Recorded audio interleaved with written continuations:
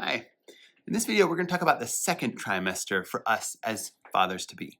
It's not uncommon for people to say that things get real in the second trimester. But what does that mean? Some of those reasons are things that I'm going to talk about here. But in general, it's that we step away from the pregnancy less and less. We're just in more contact with it. It's a more part of our daily awareness. I don't know if it makes it more real, it just makes it more present.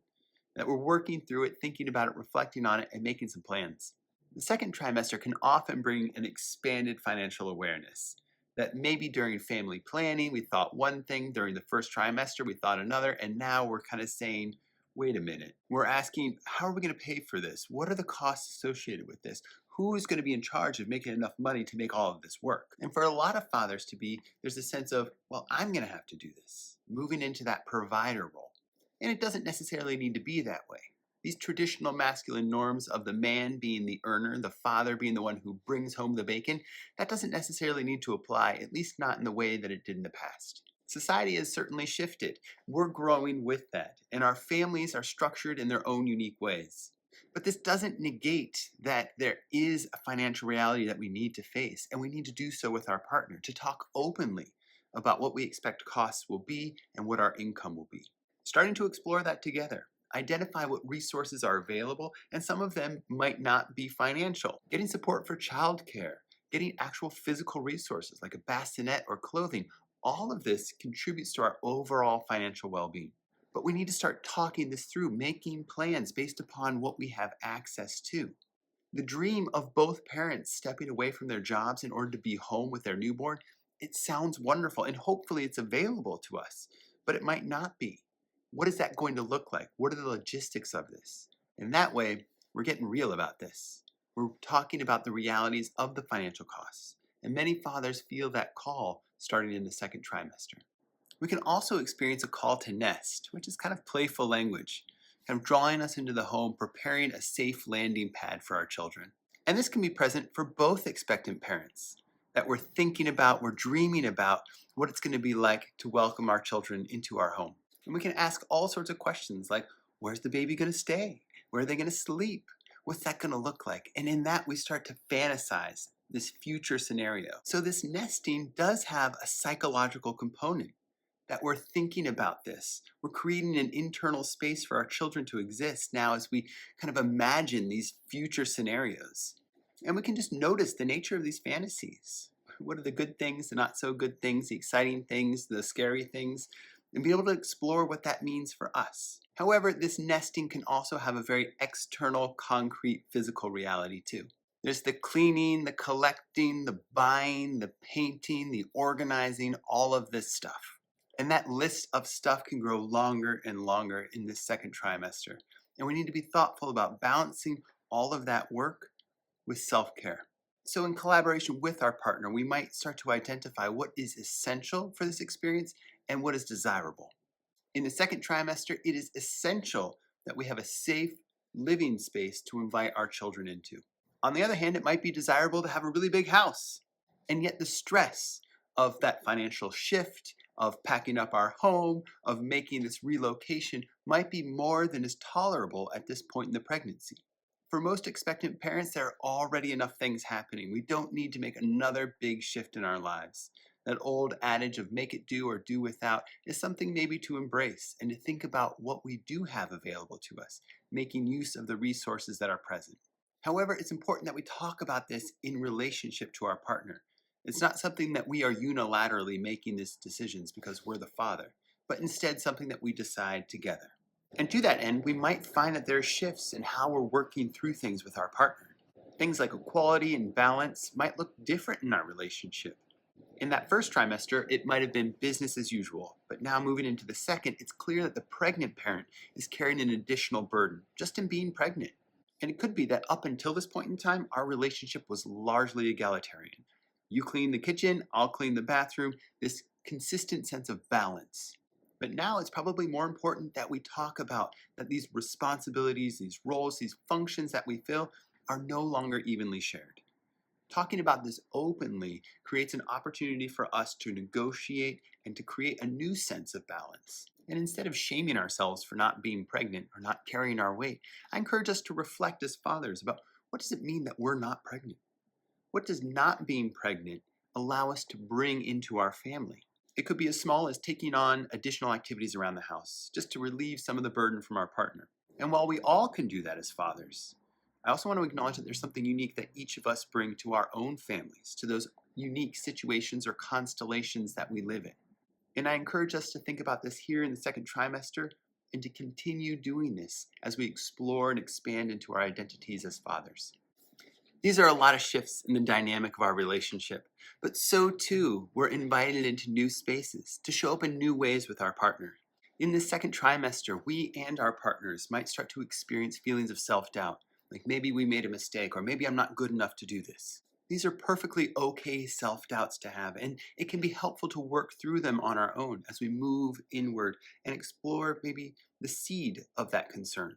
And as we show up for our partners, we want to think about showing up empathically, presently, and being a little bit of a cheerleader, instilling a sense of hope and encouragement that they're going to be a great parent and that we are proud of the work that they are doing.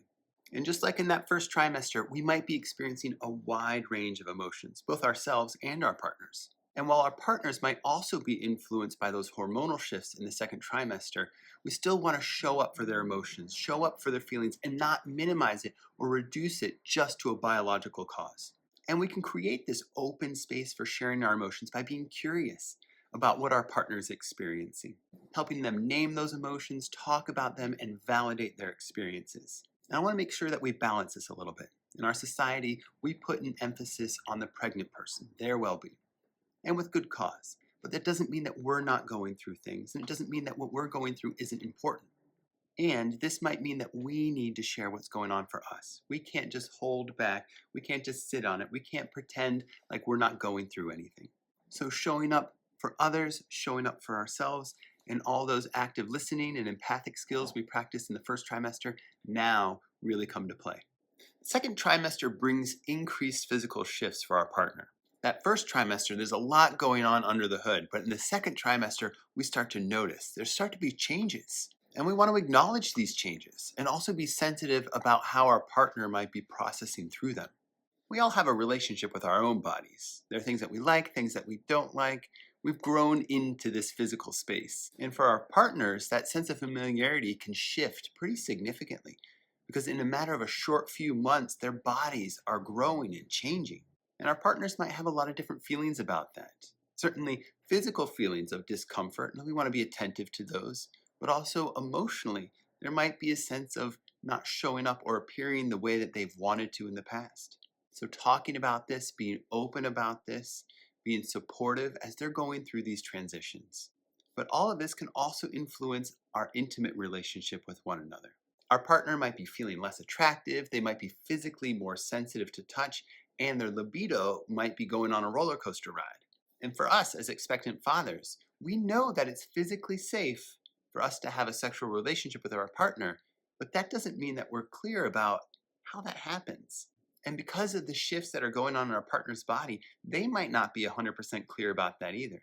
But talking about it, talking about what feels good, what feels accessible, then opens up an opportunity to renew our sexual relationship.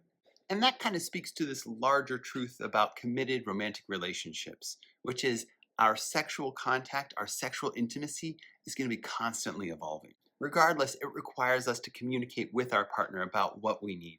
We can't just hide away with pornography. That is not the answer to intimacy. So I encourage you to talk to your partner about sex, about what feels good for them, about what they need, and what you need as well. And similar to the first trimester, we're also cultivating these connections, this support network outside of the home. And this can become harder and harder as we're moving towards our due date because there's more and more that we're trying to take care of, more that we're trying to show up for. And we know that these social connections with friends, with other fathers, maintain our well-being. And so starting to lay those foundations, really those patterns or structures for connecting. Because when that call is made and the delivery is happening, or when we bring our newborn home, we don't want to wonder who's in my corner. We want to be texting them, calling them, sharing photos all along the way. This is our support network. And it can be really easy for us as individuals, as well as our larger society, to minimize the importance of these connections, particularly for men. But we know that these communities of support with friendship and with other fathers are essential to our well-being. And so while we might not be going out all the time and hanging out with these folks and talking with them, it's important that we do it sometimes. And we start to do that now. This is a trimester where pregnancy care increases, so there are more and more health appointments. And just as in the first trimester, we want to try to attend as many as we can. We want to be active and involved. And there are many reasons why it might not be possible for us to attend all of the appointments. The biggest of those being the difference between paternity leave and maternity leave within our society. And it's not just that paternity leave is less common in our society, but it's also that there are fewer legal protections for fathers with newborns, that we don't have the job security to be able to step away.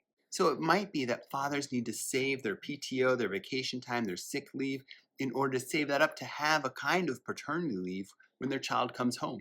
Talking about this type of stuff is really important because we don't want our partners to perceive us as going to our jobs because we just don't want to be involved, because that's not the case.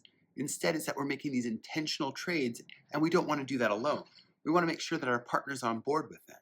And when we show up to these appointments, and hopefully we're attending most, we're now showing up in new ways.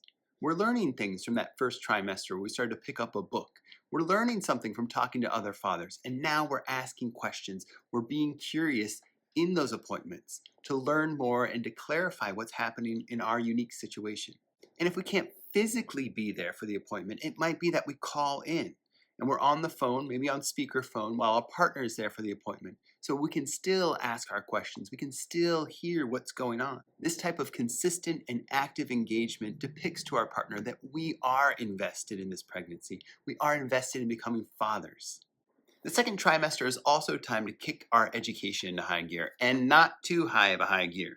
I encourage folks to go to the trainings, do the diapers and the swaddling and all that fun stuff. Look at the other fathers in the room, seek them out, hear their questions, hear what they're curious about, share about what's going on for you. This is also a great time to pick up maybe one book and start to read it.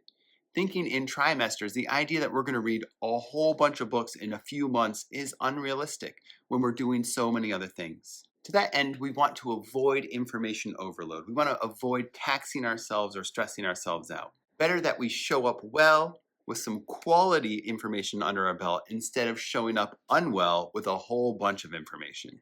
We're never going to be perfect with any of this. So it's better that we focus on a balanced preparation plan instead of overdoing it.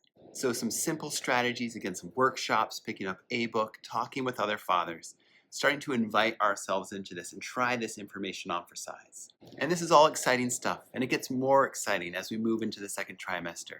There can be a lot of nervousness, a lot of uncertainty, but we're doing the best we can. And we want to make sure that we're taking care of ourselves along the way, that we're exercising, we're eating good food, we're getting sleep, we're getting some social engagement. All of this is going to help us ensure a sense of balance. I wish you well in this. Thanks.